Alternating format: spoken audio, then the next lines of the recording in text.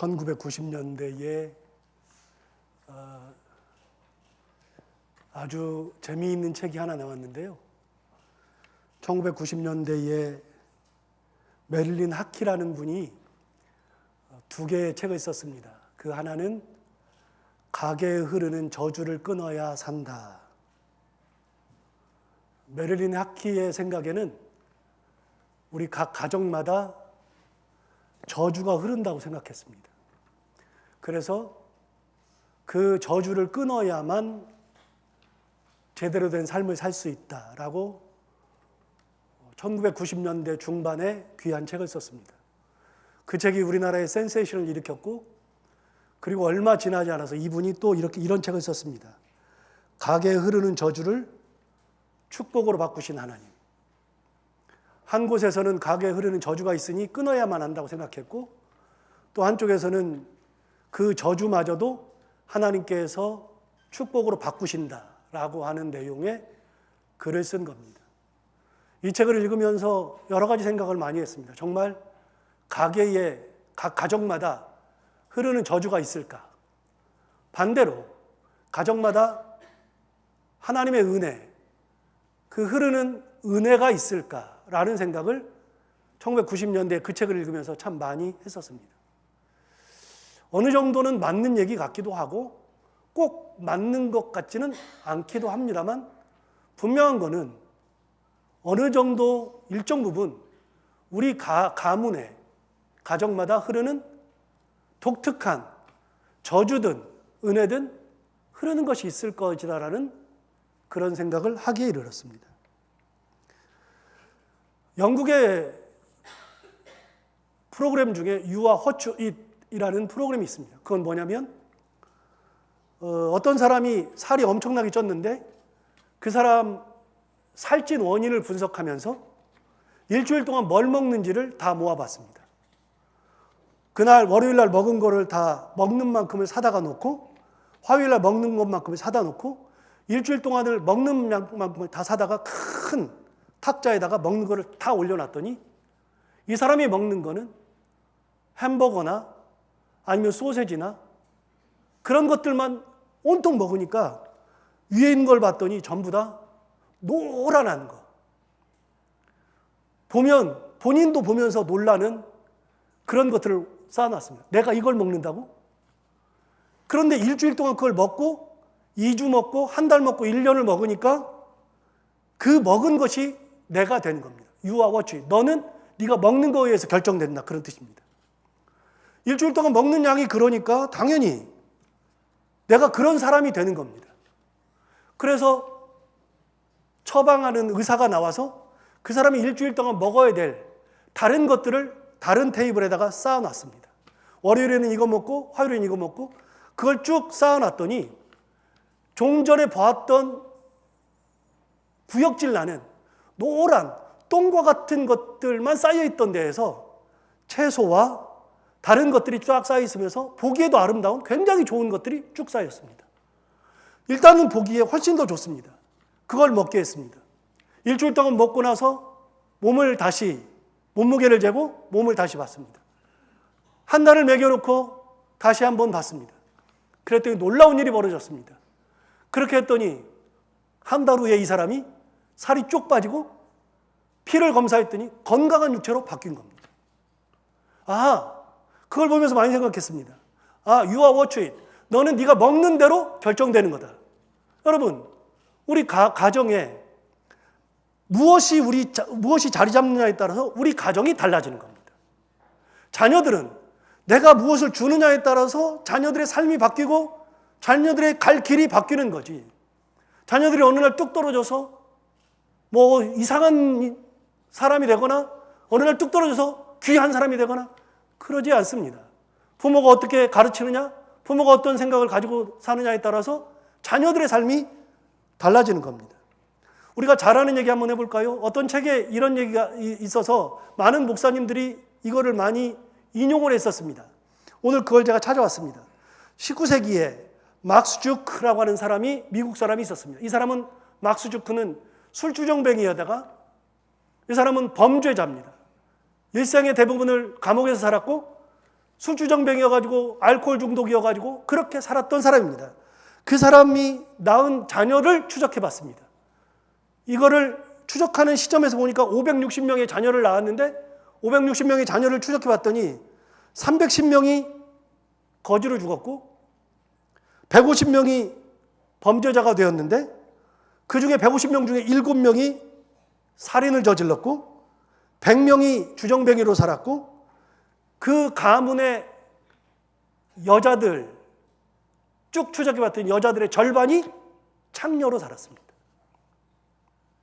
그런데 조나단 에드워스, 미국의 대부흥운동을 일으켰던 조나단 에드워스라고 하는 사람은 미국의 두 번의 대부흥운동이 지나가는데 조나단 에드워스와 우리가 잘 알고 있는 누디에 의해서 미국의 큰 부흥운동이 일어나는데 그 조나단 에드워스 집을 추적해봤더니 조사하는 시점에 그 집안이 1394명이 되었는데 그 1394명을 조사했더니 13명은 대학 총장이고 65명이 교수고 3명이 상원의원에다가 3명은 주지사, 30명은 판사, 100명은 변호사, 1명은 하버드대 총장이 되고 56명은 외과의사가 되고 100명의 선교사를 낳았고 3명의 대도시 시장이 되고 부통령이 나오는 등의 가문을 이루었습니다.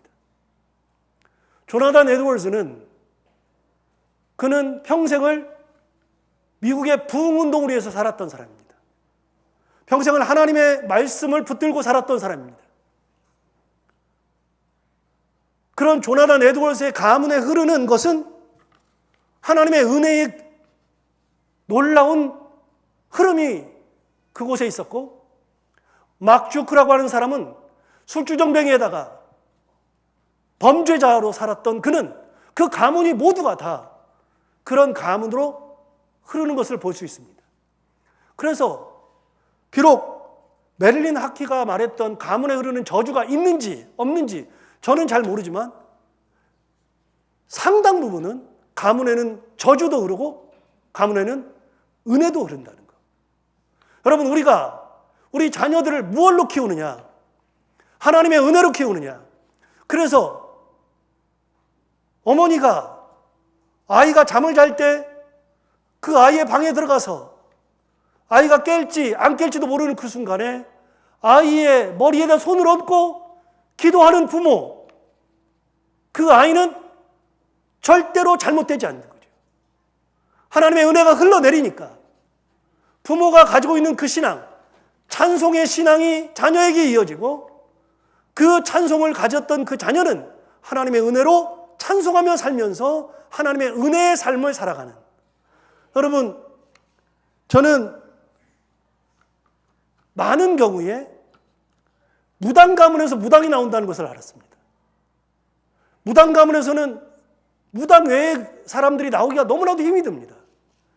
그 사람들이 좋든 싫든 무당의 가문은 엄마가 무당이면 아이가 밖에 나가서 절대로 우리 엄마가 무당이라는 소리를 하지 못합니다. 우리 아버지가 박수다 말을 못합니다. 이유가 뭔지 압니까? 세상 사람들이 다 그렇게 보고 있기 때문에. 이 아이는 평생 엄마 아빠를 이 세상에서 가장 천한 존재, 밝혀서는 안 되는 존재로 그렇게 알고 태어나서 살았기 때문에 이 아이의 일생은 평생이 불행한 일생으로 이어지는 겁니다.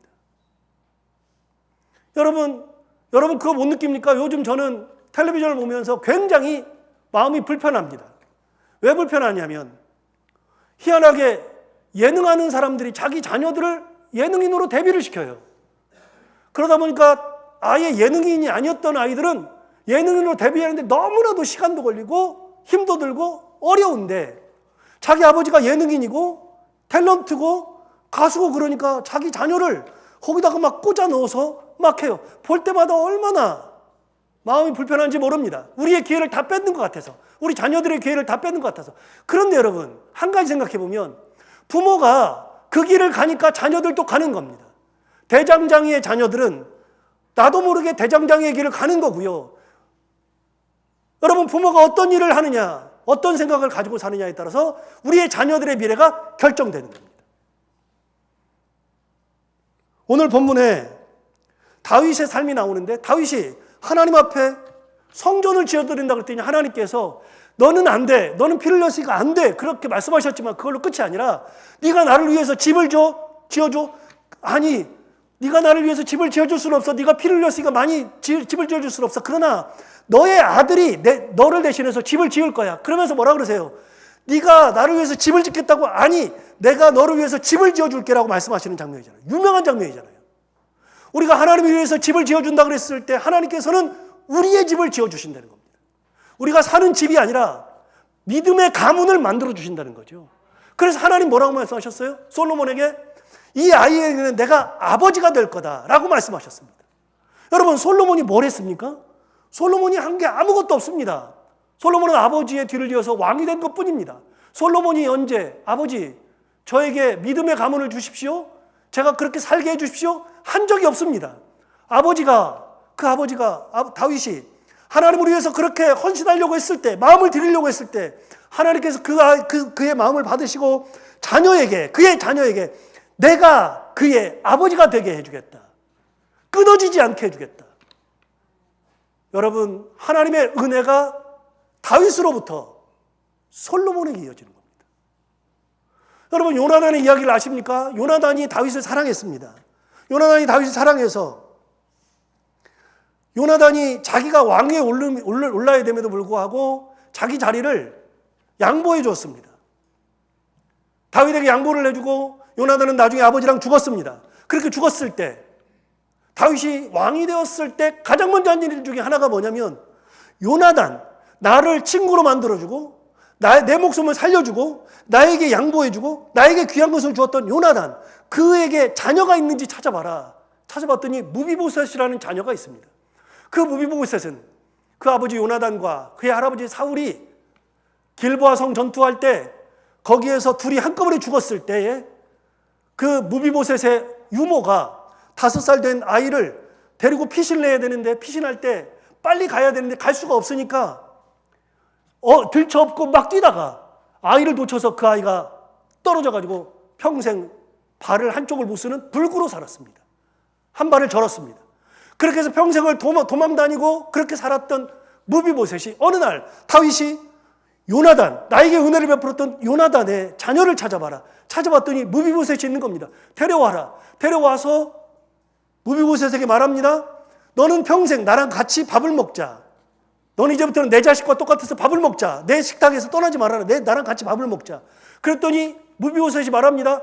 아니, 죽은 개 같은 나를 왜 돌아보십니까? 무비보셋은 생각했습니다. 나는 죽은 개와 같습니다. 그러나 다윗이 얘기합니다. 너 때문이 아니라 너의 아버지 때문이다. 여러분, 자녀의 길은 아버지가 어떤 삶을 살았느냐에 따라서 달라지는 겁니다. 그 아버지의 은혜가 아들에게 이어지는 거죠. 여러분, 한 식탁에서 식사한다는 것이 얼마나 대단한 건지 압니까?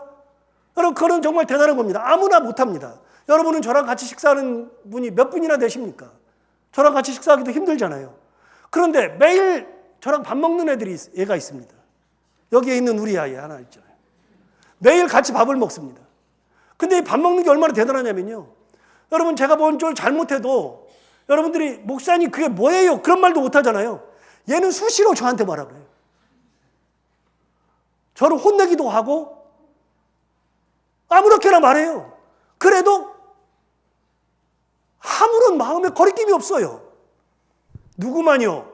같이 밥 먹는 존재, 내 자식만 그럴 수 있는 겁니다. 이 세상에서 저한테 갑질하는 사람이 셋 있다 그랬잖아요. 아내와 아들 둘인데 하나들은 보냈더니 너무 편해요. 얘도 빨리 보내는 게 제 꿈인데, 여러분, 갑질하는 사람은 내 식구만 가능한 겁니다. 그게 식탁을 같이 나누는 사람입니다. 여러분, 다윗이 얼마나 대단한 줄 압니까? 다윗이 그의 요나단의 아들인 무비보셋에게 너는 평생 내 식탁에서 밥을 먹어라. 어느 누가 무비보셋을 건들 수 있습니까? 누구 때문입니까? 아버지 때문입니다. 솔로몬 누구 때문입니까? 아버지 때문입니다. 여러분, 신약성경을 보면 신약성경에 회당장이 있었습니다. 야이로라고 하는 회당장이 있었는데 그 야이로라고 하는 회당장이 어느 날 딸이 죽어가는 겁니다. 예수님한테 와서 예수님 살려주십시오. 예수님이 살려줬습니다. 여러분, 회당장 야이로의 딸은 누구 때문에 산 겁니까? 아버지 때문에 사는 겁니다. 그런 경우는 너무나도 많습니다. 수로보니게 여인은 자기 딸이 귀신 들렸는데 귀신 들렸을 때 예수님을 찾아갔습니다. 예수님, 내 딸을 고쳐주십시오. 네가 개 같은 너를 내가 어떻게 살리느냐? 너의 딸을 왜 살리느냐? 너희는 개 같다. 그렇게 말씀하셨을 때 수로보니게 여인이 말합니다. 주님, 저 개 맞습니다. 개 맞는데 개도 주인의 상에서 떨어지는 부스러기를 먹고 삽니다. 주님, 저는 개지만 주님께서 저에게 주시는 부스러기의 은혜를 주십시오. 그 부스러기의 은혜에 의해서 수로보니게 여인의 딸이 귀신 들렸다가 귀신이 쫓겨나고 말았습니다. 한두 가지입니까? 여러분, 부모의 신앙은 자녀에게 이어지고 하나님의 은혜, 우리가 예수 믿는 사람들로서 이 자리에 있어서 우리가 이 땅을 왔다가 평생 사는 것이 아니라 주구장창 사는 것이 아니라 내가 내 소명을 다할 때까지만 딱 살다가 가는데 나의 삶으로 끝나는 것이 아니라 나의 사랑하는 자녀들에게 하나님의 은혜가 이어지고 우리의 가문들에는 하나님의 은혜가 이어지는 가문, 하나님의 권능과 하나님의 섭리가 이어지는 가문을 만드는 거지 저주가 흐르는 가문으로 만들면 안 됩니다. 여러분, 교회는 뭐가 흐릅니까? 우리 교회에는 뭐가 흐릅니까? 저는 감히 말합니다. 이 땅에는 교회가 진짜 많은데요. 교회가 아무리 많아도 여러분, 교회마다 많은 교회가 있지만 교회마다 흐르는 물결이 다릅니다. 이 교회에 예수 그리스도의 은혜의 물결이 흘러야지. 그래서 찬양하는 교회, 기도하는 교회, 말씀이 살아있는 교회, 하나님의 은혜가 넘치는 교회, 주권이 살아있는 교회, 이런 흐름이 있는 교회, 그런 교회를 만들어야지. 교회가 다른 거에 신경 쓰고 다른 거로 가면 그거는 교회가 아닙니다. 여러분, 세상에 가정이 많아도 우리 가정 모두에는 하나님의 은혜가 흐르는 명문 가문의 가정, 우리 자녀들, 여기 있는 자녀들 얼마나 사랑스럽습니까? 이 자녀들에게 주님의 은혜가 흘러 넘치는 그런 은혜가 흘러 넘쳐나는 교회, 가정 만들 때 하나님의 은혜가 우리를 주장하실 거라고 믿습니다. 그런 가문을 만드는 우리 모두가 다 되기를 바랍니다.